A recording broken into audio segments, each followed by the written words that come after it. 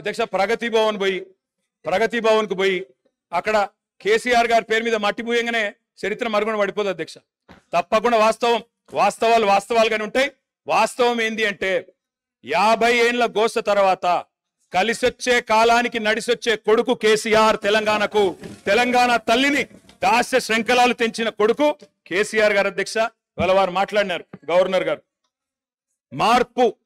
మార్పు మొదలైంది, నిర్బంధం పోయింది అన్నారు. అవును అధ్యక్ష, మార్పు మొదలైంది, నిర్బంధం పోయింది. ఎప్పుడు పోయింది అధ్యక్ష నిర్బంధం?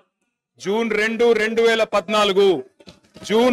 2014 నాడు దాస్య శృంఖలాల నుంచి శ్రీశ్రీ గారు చెప్పినారు అధ్యక్ష, బానిసకొక బానిస అని.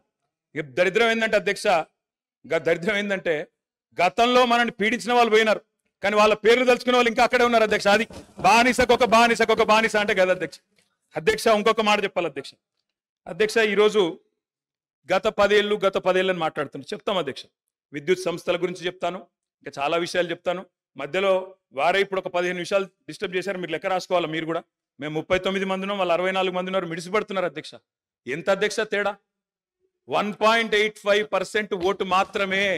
1.85% అధ్యక్ష. ఈ రకమైన మిడిసిపాటు మంచిది కాదు. గౌరవ కేటీఆర్ గారు, సబ్జెక్ట్ డీవియేషన్ కాకుండా నేనేం అవ్వలేదు సార్, ఆయన చెప్పిన దానికే చెప్తున్నా. మిమ్మల్ని అక్కడ కూర్చోబెట్టారు అంటే చెప్తున్నా అధ్యక్ష. ఎక్కువ తేడా ఏం లేదు సార్, మిడిసిపాటు వద్దని చెప్తున్నా సార్. అధ్యక్ష, నీళ్లు, నిధులు, నియామకాలు, ఇది మా ఉద్యమ నినాదం. దాన్నే అధ్యక్ష వారు సమాధానం ఎట్లాగో చెప్తారు చెప్పండి సార్. సమాధానం ఎట్లాగో చెప్తారు లీడర్ ఆఫ్ ది హౌస్.